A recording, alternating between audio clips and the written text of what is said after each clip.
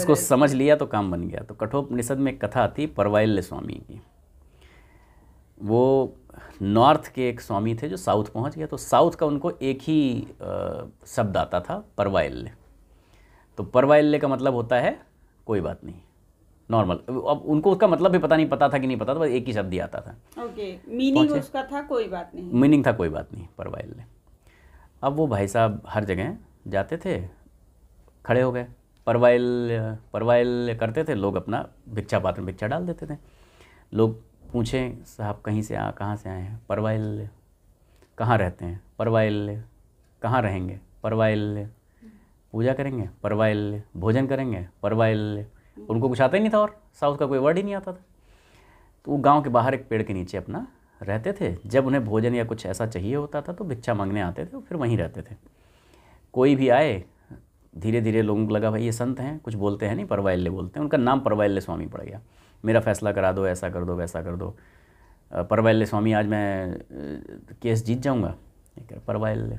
दूसरा उसी गांव का आदमी जिससे ज़मीन का विवाद चल रहा होगा, वो आया, मैं जीत, परवाइल्य। एक जीत गए उसमें से।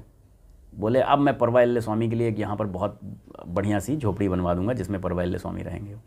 बनवा दी परवाइल्य स्वामी उसमें रहने लगे।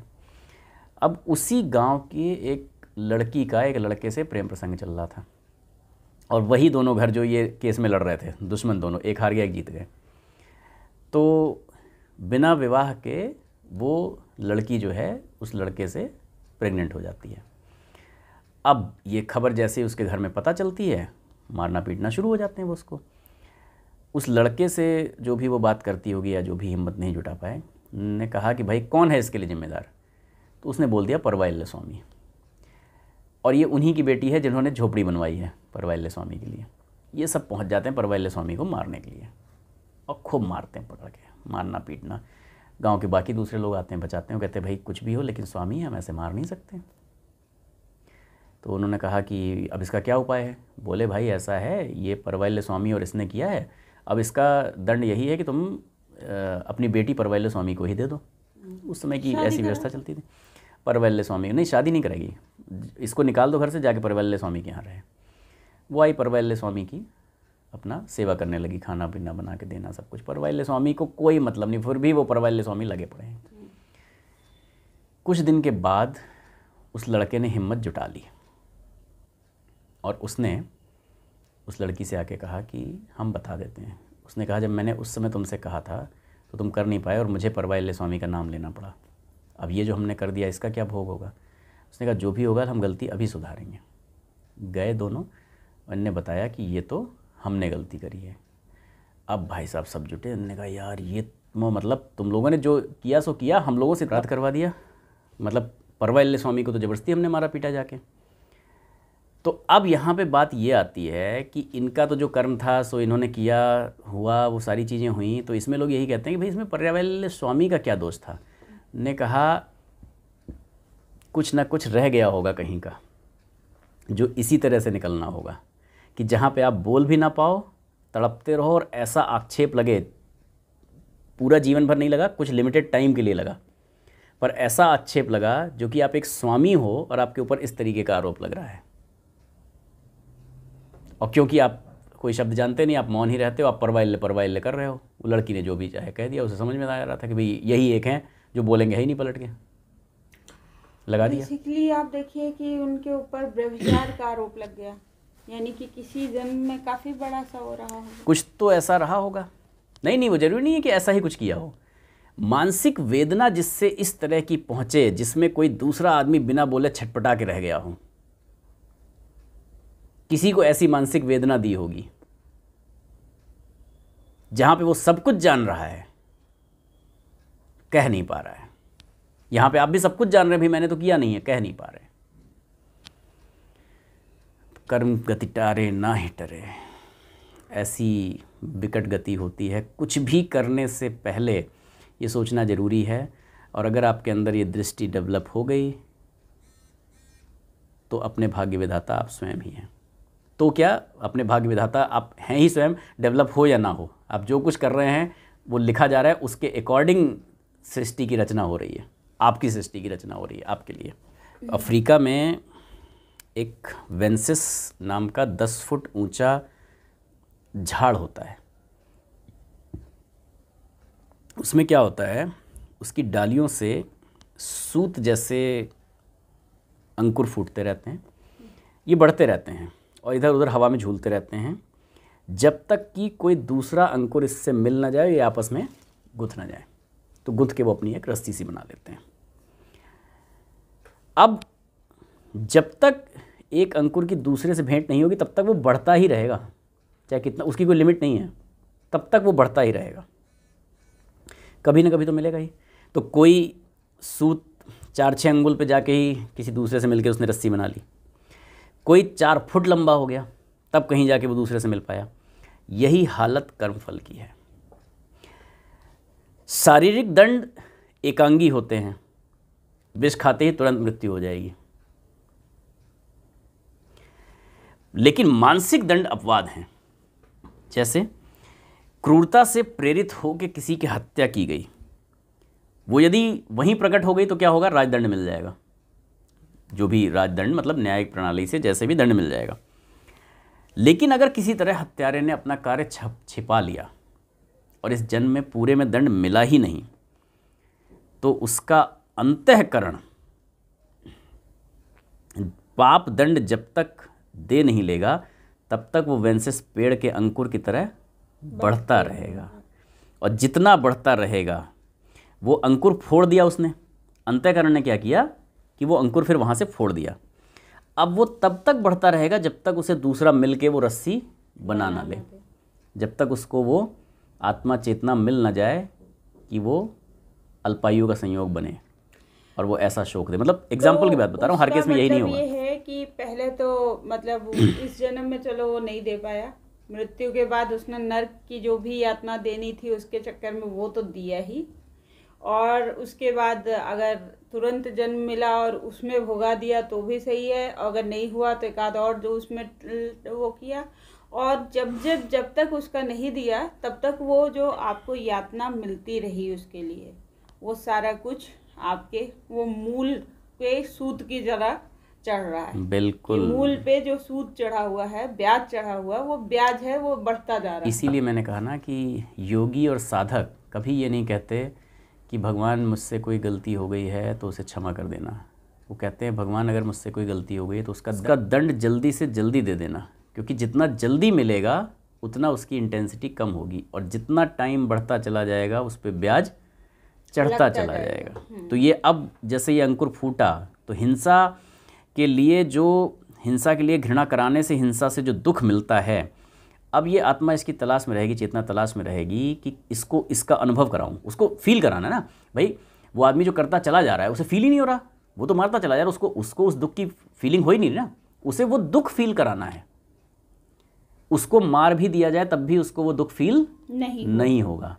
तो उसको वो दुख कैसे फील होगा, वही पुत्र शोक और ये जो इस तरह की चीज़ें मिलती हैं जो समझ में नहीं आता। मैंने तो इस जन्म में किसी का बुरा नहीं किया, मैंने तो अच्छा ही किया। इस जन्म में नहीं किया ना, कभी तो किया है, वहाँ से आ रही हैं वो चीज़ें। तो जब ये दोनों लिपट जाएंगे, निर्धारित भूमिका बन जाएगी, तब होगा। तो ये कारण वो होते हैं जिसकी वजह से कभी कभी अचानक सत्कर्म करते हुए दुख उपस्थित हो जाता है और कभी कभी बुरे कर्म करते हुए सुख उपस्थित हो जाता है। तो आपको जो आकस्मिक देखने को मिलते हैं कि यार ये आदमी है जिसने कि क्या किया, सब कुछ अच्छा किया, उसके सब कुछ बाद अच्छा किया, उसके फिर बाद- भी कई लोग कहते हैं मैंने तो कभी किसी का बुरा नहीं किया और मेरे बेटे की अल्पायु में मृत्यु हो गई, ऐसा मैंने तो हमेशा मतलब साधना में जीवन जिया, भक्ति में जीवन जिया, अच्छा ही किया, लोगों के बारे में अच्छा ही सोचा, मन से भी बुरा नहीं सोचा, फिर भी ऐसा हो गया, इसलिए आता है वो। लेकिन एक चीज़ है कि यदि व्यक्ति इस तरीके से जीवन जी रहा था, उसके साथ इस तरह का दुख आ गया, तो वही वो बुजुर्ग वाली बात है कि अगर आप इस कष्ट के बाद भी उस ईश्वर पे संशय करने की जगह आस्था अगर बनाए रखें तो हो सकता है कि ईश्वर की छांव आपको मिलने लगे और किसी तरीके से ये जन्म कट जाए। और ऑब्वियस ही बात है कि जब ईश्वर की छांव इस जन्म में जीते जी आपको मिलने लगी तो आप एटलीस्ट इसके बाद मुक्त हो जाएंगे, फिर कुछ नहीं। परसेंटेज अगर हम निकालेंगे तो 0.0000001% आएगी ये परसेंटेज। हाँ, मतलब इस तरीके के दुख सहने के बाद कोई विरला ही होगा जो कि ईश्वर में अपनी आस्था बनाए रख पाएगा। लोग मूर्तियाँ उठा के फेंक देते हैं अपने घर से, हम्म। है ना। तो 0.00001% अगर परसेंटेज में आप निकालेंगे तो आएगी। और अगर आपके अंदर ये दृष्टि है और अगर इस तरीके की प्रेरणा डेवलप हो रही है तो वो ईश्वर की असीम अनुकंपा भी समझे और ये भी समझे कि ईश्वर उसके सारे कर्मों को काट के अब मुक्ति के रास्ता प्रशस्त कर रहा है, तो आप बहुत करीब हैं अपनी मुक्ति के, मोक्ष के। आपको बस वो मोह का बंधन काटना है जो ये दुख दे रहा है। और अगर वो दुख हो रहा है तो उसको भगवान की कृपा समझ के काटिए कि इसका मतलब भगवान ने आपको चुन लिया है कि आपके सब कट चुके थे, यही रह गया था, इसको भी काट के ख़त्म करें। तो जितने टाइम वो दुख हो रहा है उसको ये समझ के आप सह लीजिए कि ये कर्म हमारा कट रहा है। तो उपयुक्त अवसर पैदा होने में विलंब लग सकता है, इसलिए अचानक से आप अब सत्कर्म में आ चुके हैं, हो सकता है कई जन्मों से आ चुके हैं, साधना में जीवन जी रहे हैं, सब कुछ है, बट ये एक बचा हुआ था, इसको देना था। तो आप परवैल्य स्वामी का, भीष्म पितामह का, विदुर का, इनका सबका एग्जाम्पल देख सकते हैं। इसलिए इतने सारे एग्जाम्पल इसमें रखे गए हैं। और क्योंकि पचा पाना कई बार मुश्किल होता है कि अचानक हम तो अच्छा कर रहे थे, कैसे बुरा हो गया। बुरा करते करते किसी के लिए अच्छा आ गया तो उसको कोई दिक्कत नहीं होती है, उसमें कोई पचाने में कोई प्रॉब्लम नहीं थी। मतलब ये जो हम लोगों ने एक सीरीज शुरू की थी और तब हमें पता नहीं था कि हमारे साथ किस तरह के लोग जुड़ेंगे, बट आज के टाइम में मुझे बड़ी खुशी हो रही क्योंकि हमें अब पता है कि कुछ लोग ऐसे हैं जो वाकई में बहुत तकलीफ से गुजर रहे हैं, बट उनकी जो श्रद्धा है, जो वो है विश्वास है, वो बहुत दृढ़ होता जा रहा है। बिल्कुल। और मतलब वो हमारे लिए भी बहुत सीखने योग्य बात है। मैं इसीलिए बार बार यही कहता हूँ कि आप बस ये विश्वास रखिए कि आप सही रास्ते पर चल रहे हैं और जो कुछ है इसको ईश्वर की कृपा मान के सही है। और ये मानिए कि मेरे कर्म जो हैं वो कट रहे हैं। कोई आत्मदर्शी योगी आपको कभी ऐसे मिल सकते हैं जो बता देते हैं कि भविष्य में तुम्हारे साथ ये होने वाला है, और वैसा हो भी जाता है। ऐसे अवसरों पर ऐसा संदेह नहीं करना चाहिए कि मनुष्य परतंत्र है, यानी कि ये तो साहब भाग्य में लिखा हुआ था, मेरे लिए ये होने वाला था। प्रारब्ध में जो लिखा है वही होता है। वो जो आत्मदर्शी योगी थे उन्होंने वो देख लिया, उन्होंने वो भविष्य का कथन देखा, लेकिन वो आपकी परतंत्रता नहीं है, वो आपके कर्म को देखकर उन्होंने बताया कि ये होगा आगे। जैसे जब वेदव्यास आते हैं और द्रौपदी से पहली बार मिलते हैं तो कहते हैं अपने केशों का ख्याल रखना पुत्री। और भीष्म पितामह और विदुर एक दूसरे को ऐसे देखते हैं, चिंता ऐसा क्यों कहा, मतलब ये तो बिल्कुल राज परिवार है, एकदम सारी चीज़ें, और क्या हुआ। और बाद में आप देखिए क्या हुआ। साधु जो है उन्हें कोई वो मतलब और कुछ चीज का आशीर्वाद देने की जगह केशों का स्पेशली मेंशन उनका अपने केशों का विशेष ध्यान रखना पुत्री। अब ये लोग चक्कर में पड़ गए और बाद में सबको दिखा कि केशों की। तो ऐसा नहीं है कि वो परतंत्र, वो क्योंकि वो देख सकते थे इसलिए उन्होंने बता दिया। हालांकि ज़्यादातर बताते नहीं हैं, ज़्यादातर ऐसे जो तत्वदर्शी साधु हैं उन्होंने भी सिर्फ एक इशारा ही किया था, कुछ नहीं बताया और कुछ नहीं बताया, और पूछते भी रहते आप तब भी नहीं बताते वो। तो ऐसा भविष्य का कथन परतंत्रता नहीं है, लेकिन यह है कि उन्होंने देख लिया है कि भैया इसका प्रारब्ध बन चुका है, ताना बाना बन चुका है, जो स्थितियां थी वो क्रिएट हो चुकी हैं, अब इसको मिलेगा इसी जन्म में। कर्म वो देख चुके थे और ये भी देख लिया कि ये हिसाब किताब सूत से सूत मिलने वाला है, ये समझिए। और अब उसका छूटना मुश्किल है, वो समझ चुके हैं कि अब इसको यहीं पर भुगतने का टाइम इसका आ गया है। अपनी सूक्ष्म दृष्टि से वे अदृश्य परिस्थिति को देखकर उसे प्रकट कर देते हैं। तो वो अदृश्य दृष्टि उन्होंने देख ली और वो प्रकट उन्होंने बता दिया कि भाई ऐसा होने वाला है। तो कई बार हाकिम के स्वभाव को देख के पेशकार फैसला बता देता है कि क्या होने वाला है। इसका मतलब ये नहीं है कि मुद्दई, मुद्दा, सबूत, गवाह, केस, इन सब का कोई मतलब ही नहीं है। मतलब सबका है, बट उसे पता है कि साहब रिज़ल्ट ये आने वाला है एक्सपीरियंस के बेस पे, क्योंकि वो देख सकता है, बहुत सारी चीज़ें उसने देखी हैं ऐसी। इसके प्रारब्ध में क्या लिखा है ये बता देने का अर्थ ये है कि इसने एक समय ऐसे काम किए थे। मतलब जो तत्वदर्शी बता रहे हैं कि भैया आगे इसके भाग में लिखा ये होने वाला है, उसका मतलब वो उसके कर्म देख सकते हैं कि एक समय इसने ये कर्म किए थे और अब उसका फलित होने का टाइम आ गया है। अब ये काम, ये फल देने जा रहा है, इसका ये फल होने जा रहा है। कई लोग तकदीर को मानते हैं, कई लोग तदबीर को मानते हैं। तकदीर मतलब भाग्य, तदबीर मतलब कर्म। असल में तकदीर और तदबीर दो नहीं हैं, भाग्य और कर्म दो नहीं है, दोनों एक ही हैं। आप जो भी मान लो, आपका जो कर्म है वही पक के क्या बनता है, फल बनता है, तब वो तकदीर कहा जाता है। और जब तक वो कच्चा है तब तक कर्म है, तदबीर है। तो आपका कच्चा कर्म तदबीर है कि भैया ये तो मेरा पुरुषार्थ है, और जो पक गया है, समय लेकर जो पका है, वो भाग्य है, वो प्रारब्ध है सब कुछ कर्म ही। अब आप जैसे भी समझ लो उसको, बट है कर्म ही। आपका प्रारब्ध भी आपके कर्म से ही बनता है और कहीं से नहीं बनता, राइट। तो कच्चा आम तदबीर है और पक्का आम तकदीर है। नया कर्म तदबीर है जो आगे तकदीर बन जाएगा। इसी तरह पुरानी तदबीर आज फल देते समय तकदीर कही जा रही है। जो पुराना कर्म था वो आज प्रारब्ध बन गया है। जब आप वो फल दे रहा तो आपको लग रहा है अरे भाई भाग्य में लिखा था, क्या करें, क्योंकि आज ये फल पका हुआ दिख रहा है। इसका पेड़ जो हमने लगाया था वो नहीं दिख रहा। पेड़ तो लगाया था बहुत पहले, फल आज मिल रहा है। जब पेड़ लगाया था तब हम थे, लेकिन वो हमें आज याद नहीं है। तो पेड़ लगाते समय का जो वो है, तो वो तो कर्म है। तो वही बोया पेल बबूल का, तो आम कहाँ से हो? आम चाहिए तो आम ही का ही पेड़ लगाना पड़ेगा। बबूल का लगाया तो फिर कांटे गिरेंगे, बबूल का लगाया है तो कांटे गिरेंगे। कर्म बछिया है, प्रारब्ध बूढ़ी गाय है। वो बछिया वही बड़ी होगी बूढ़ी गाय बनेगी ना। तो कर्म वो है, वो पक के बूढ़ी गाय बनेगी फिर बाद में। समय के अंतर से एक ही चीज़ के दो नाम पड़ गए। आप एक सिक्के के दो पहलू कह लीजिए, एक ही चीज़ कह लीजिए, बछिया बूढ़ी गाय कह लीजिए, कच्चा आम पक्का आम कह लीजिए, बबूल का पेड़ बोया तो आम कहाँ से मिलेंगे, कुछ भी कह लीजिए, है कर्म। कर्म लगता है। ये आपको पिछले वीडियो में मांडव्य ऋषि के उदाहरण से, आपको भीष्म पितामह के उदाहरण से, आपको परवाइल्य स्वामी के उदाहरण से, सबसे यही देखने में मिलेगा, है कर्म ही।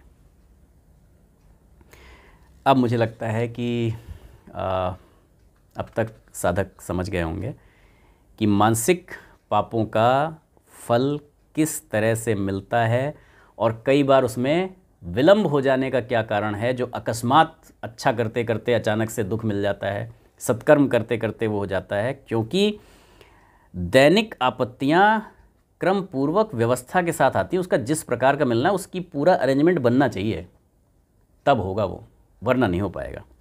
लेकिन लोग उन्हें दैव का प्रकोप, ईश्वर इच्छा, संसार जो है ये तो है ही दुख का रूप, पूरा दुख में है, यहाँ तो इसी के लिए है, ऐसे शब्दों से पूरा वो करके अपने मन को संतोष प्रदान करते हैं। ये अपने मन को संतोष प्रदान करने वाली बात है। और जब तक ऐसा कह के मन को संतोष प्रदान करते रहेंगे तब तक इसी चक्कर में पड़े रहेंगे, फंसे रहेंगे। जब तक आप ये समझ नहीं गए कि काहु न को सुख दुख कर दाता, निज कृत कर्म भोग सब भ्राता, जब तक ये समझ में नहीं आ जाएगा तब तक इसी चक्कर में फंसे रहेंगे। वास्तव में ईश्वर किसी के लिए दुख या शोक उपस्थित नहीं करते, ना उनकी किसी को कष्ट में डालने की कोई इच्छा है, ना उन्होंने ये संसार दुख रूप बनाया है। ये संसार दुख रूप नहीं है, ये सुख रूप है। ये उन्होंने सुख के लिए बनाया था। मकड़ी अपने आप अपना जाला बुनती है और उसमें फंस जाती है, उलझती है, लटकती है। किसी और को जब तक दोष देती रहेगी तब तक काम नहीं बनेगा। वो उस जाले को खुद ही निगल जाए तब उसमें से निकल पाएगी। मन को अशुभ, अधर्मी, पापी बना के हमने दुख द्वंद्वों के कांटे अपने लिए खुद बोए हैं।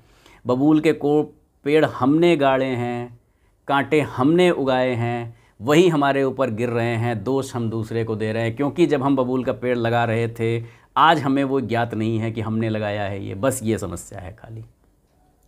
अदरवाइज जब हम कर रहे थे तो हमें बहुत सुख आ रहा था, आज जब हमें उसका फल मिल रहा है तो हमें बहुत दुख हो रहा है। वही कांटे जब तक दूसरों को चुभ रहे थे तब तक भी मज़ा आ रहा था, जब खुद को चुभ रहे हैं तब रो रहे हैं, तब चिल्ला रहे हैं और दोष दूसरों को दे रहे हैं। कोई नहीं मिल रहा है तो विधाता को दे रहे हैं, भाग्य को कोस रहे हैं, प्रकृति को कोस रहे हैं, जिसको मनचाह रहे हैं कोस रहे हैं, लेकिन ये बिल्कुल नहीं मान रहे हैं कि हमने किया था। ये कोई मानने को तैयार नहीं है कि हमने किया था, और जब तक नहीं मान लेंगे तब तक यही चक्र चलता रहेगा। यहाँ एक और बात बड़ी स्पष्ट रूप से समझ लेना चाहिए कि प्रारब्ध फल आकस्मिक तरीके से ही मिलेगा, वो हमेशा आकस्मिक आएगा। अचानक से कुछ करते करते, अच्छा करते करते बुरा आ गया, बुरा करते करते अच्छा आ गया, वो हमेशा ऐसे ही आएगा। दैट इज़ प्रारब्ध, वही भाग्य है। जैसे रोग से मृत्यु हो गई अचानक, मकान गिर गया, चोरी हो गई, या धन खो गया कहीं,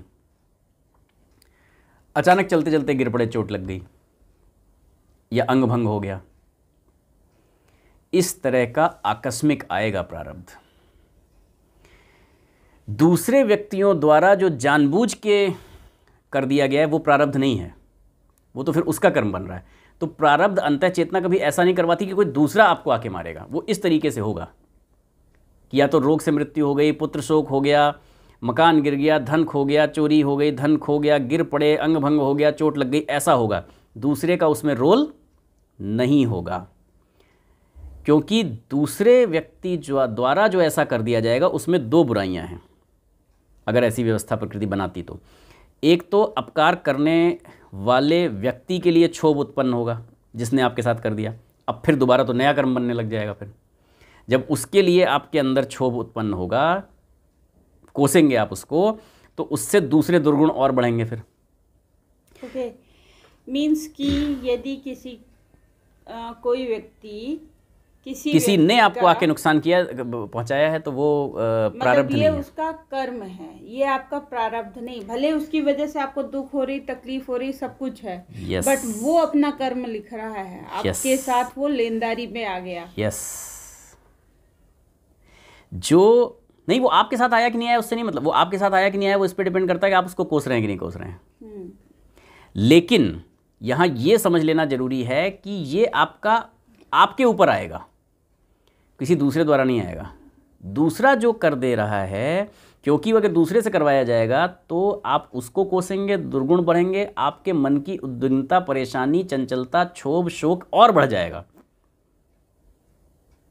और अपकार करने वाले व्यक्ति को फिर उसी चक्र में फंसना पड़ेगा जो दूसरा है। ठीक है, जानबूझ के दूसरे व्यक्तियों द्वारा जो कर्म किए जा रहे हैं वो नवीन कर्म है, वो आपके प्रारब्ध नहीं है, वो नवीन कर्म है, और अनायास आकस्मिक ढंग से जो कष्ट आ रहा है वो प्रारब्ध है।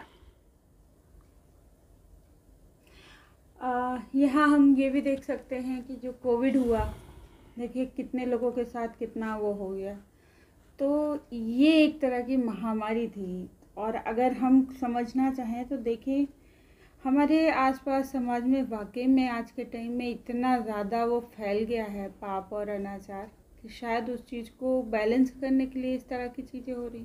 ये प्रारब्ध है और ये भौतिक कष्ट है। हमने दैहिक, दैविक, भौतिक की बात करी थी ना, तो ये भौतिक कष्ट की श्रेणी में आता है एक साथ इतने लोगों का। जब इन्होंने कोई अन्याय हो रहा होगा उसके खिलाफ इन सब ने आवाज़ उठा सकते होंगे, नहीं उठाई होगी, तभी हम लोगों ने।